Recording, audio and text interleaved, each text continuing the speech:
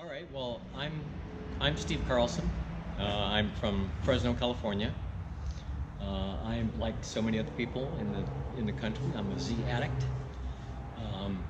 Started getting involved with Zs when I first moved to California 30 years ago now. I bought this car when it was a street car and gradually turned it into a competition car. It's built mostly as a autocrosser, but I also use it for track days at major tracks. In California, we're blessed with so many different tracks. There's Laguna, Seca, there's Cirrus Point, there's Buttonwillow. All of them within 3 or 4 hour drive. So it's really easy to get there, and they're world-class tracks. But most of what I do is autocross. This is built really for that. And it's not a complex car. That's one of the beautiful things about a Z. It's so easy to work on. I'm not a mechanic by trade by any means, but I can fix it. I built the engine. My partner and I on the car built the engine and gradually transformed it into what you see now. It has custom lower suspension. It has a triple Weber carburetors on it. It has a custom engine, but the engine is basically a slightly modified street engine.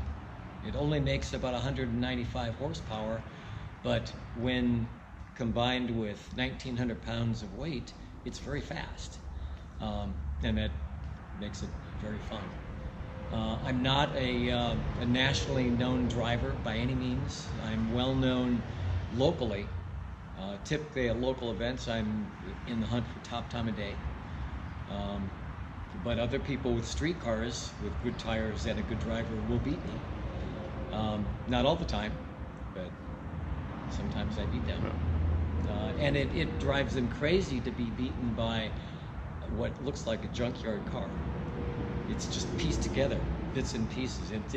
Nothing matches on it, and yet it's really fast. And that's, I think, one of the things that makes Z so fun is that you can come together with a buddy and create something that is much faster than you think it would be. So it's a lot of fun. Okay. I think my most memorable experience in driving the car is probably at Laguna Seca. It's my favorite track, and Laguna Seca is world known. And one of the most famous curves at Laguna Seca is the corkscrew, and it's called that because of the shape of the turn. It's a dramatic drop while you're taking first a left-hand turn and then a right-hand turn. And when you're coming up over the ledge to go over the curve, all you can see are the tops of trees. And then you drop down. Essentially, it's the equivalent of 3 stories. If you were to fall out of a 3-story building, that's what it's like. But at the same time, you have to turn to the right to make it around the corner. It's very fun.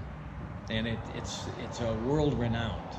It's a track that some of the greatest drivers in the world have driven on. So it's very exciting and very memorable for me. Okay. All right. Well, this is the heart and soul of the 240Z. It's actually a 280 block with a 280ZX turbo head on it that was massaged a lot. So the only thing really complex about this engine is the head. Yeah. The carburetors are Weber 45s, triples.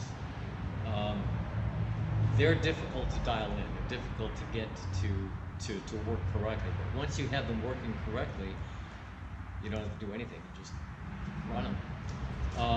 The car is not particularly high compression, which means that it's really easy to start with the battery that I have here is just a snowmobile battery for lightweight, and yet it has enough power to turn over the engine. We do have to replace the battery maybe once every 4 years, but that's not bad considering it's a race car. I do have to have a charger on it pretty much all the time. The engine will last forever in this configuration. It's used only for racing, and it probably is 10 years old now. So it's been around for a long time.